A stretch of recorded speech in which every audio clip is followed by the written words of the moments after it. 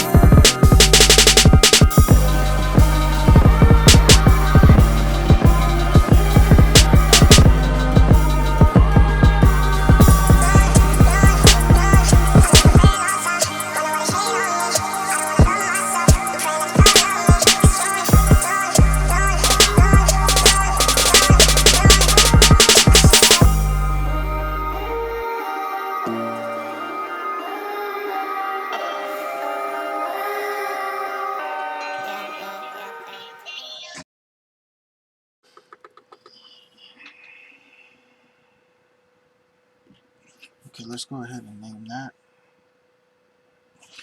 That was tutorial. Just put it Tech 3 for tutorial.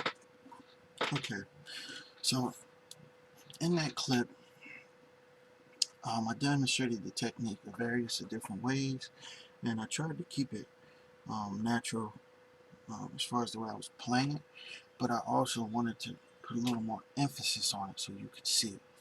Okay, so here's the technique in action.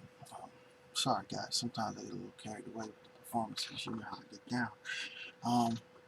So, in case you didn't see the technique, which you probably did not, the hand placement, we're going to focus on this hand specifically. You do it with both hands, but this hand specifically is where it was going to be more defined, easier to pay attention to keep up with. So, okay. You guys remember the shoe motion, like the getaway shoe motion, go, go, go. Like if an animal, comes up on you, you might say, hey, shoot, shoot, shoot, shoot, get away. That motion, that flick, that up and down flick, a lot of people confuse, I just use myself as an example.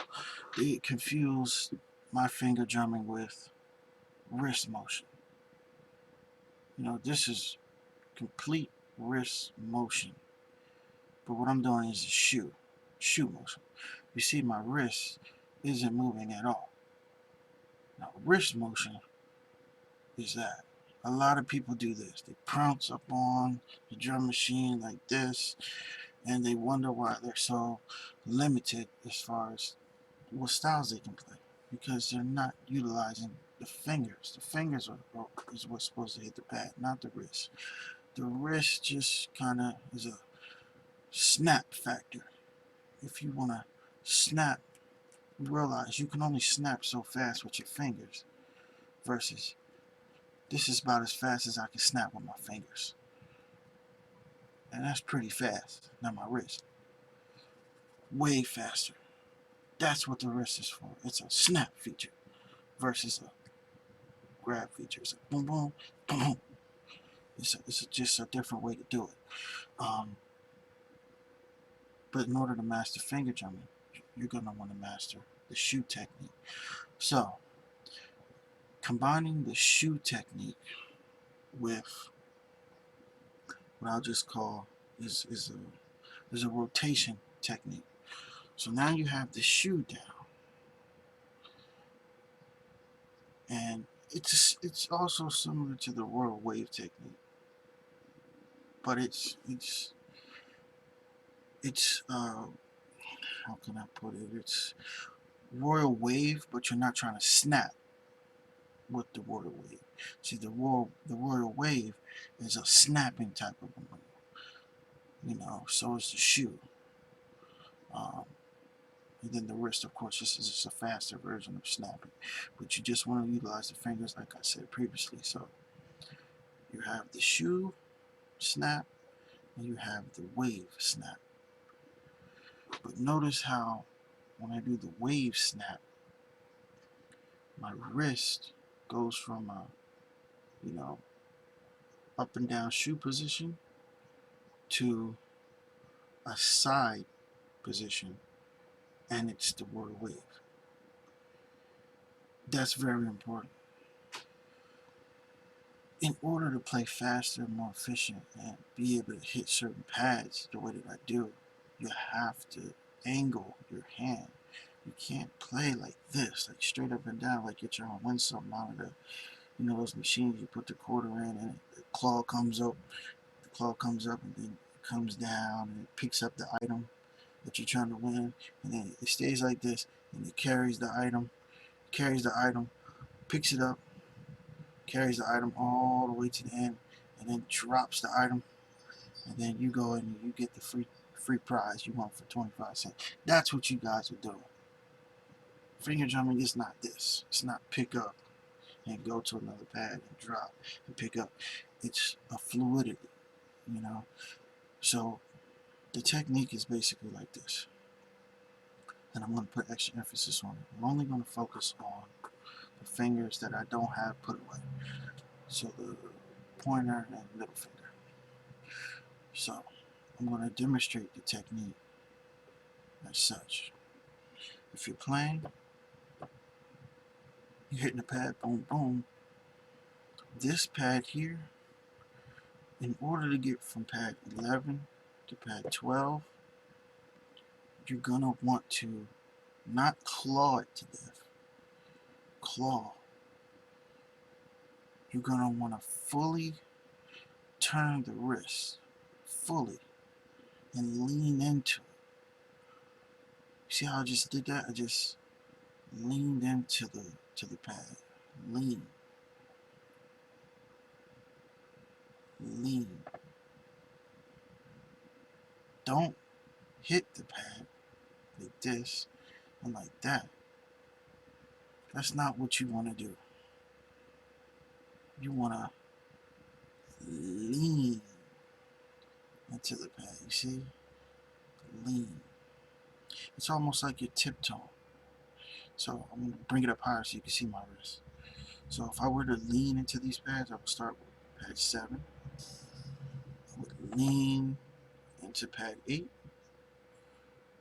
Go back to pad 11. Lean into pad 12. Go to pad 5. Lean into pad 16. What's that? Pad 15. And lean into pad 16. I said the numbers wrong, but you get it. So pad 3, 4, 7, 8, 11, 12, 15, and 16. You have to twist that wrist. You can't go like this. This is what you're doing. You'll never be able to do it that way. You have to go 1, lean, 2, lean, 3, lean, 4, lean. Lean your way on back. Now that technique you probably couldn't see it, so I'm going to demonstrate it again. Pay attention to how I'm leaning this wrist. Pay attention. It's going to be a very quick one.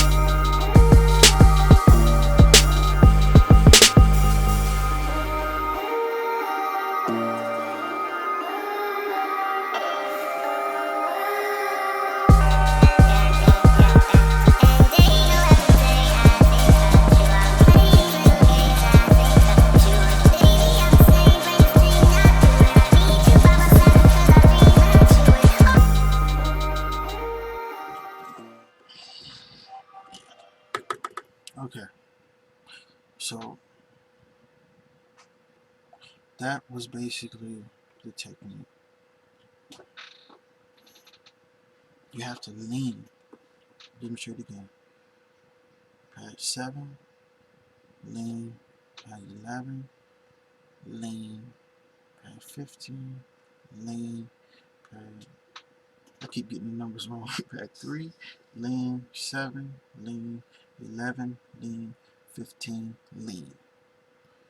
And the same thing happens with this hand, but we're only going to focus on the right hand. So of course, if you're left-handed, you're going to have to follow these steps in reverse.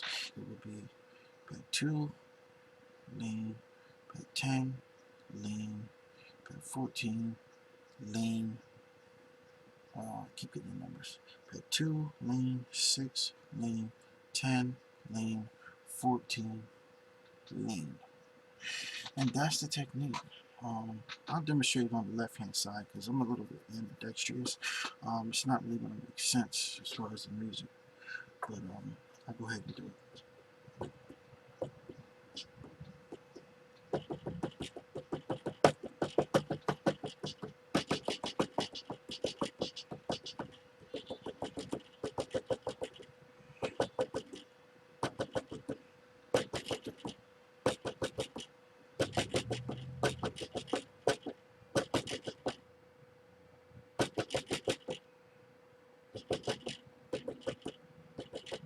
So when you're going towards the outside perimeter, you want to lean on the outside perimeter. And that helps you lean back in forward. So it's like you're leaning on the outside perimeter, but as you're leaning, you're coming back to the center focus, which again, if you remember from the other video, is our diamond formation. You see, everything goes together. This is a very important technique that you guys need to learn and practice it. Like I said, just use the numbers and go pad 3, lean, 7, lean, 11, lean, 15, lean, 2, lean, 6, lean, 14, lean, 2, lean, 6, lean, 10, lean, 14, lean. And that is the technique. It's literally, you're leaning into the pads. You're leaning into the pads. You're not a claw. Stop doing this. Stop doing this and switching over and hitting this side and switching back over and hitting this side. You can't play like this. This is going to hurt your wrist. Utilize your wrist. Lean into the punches. Lean. And that's pretty much it for today's tutorial. Hope you guys enjoyed it. I'll see you in the next one.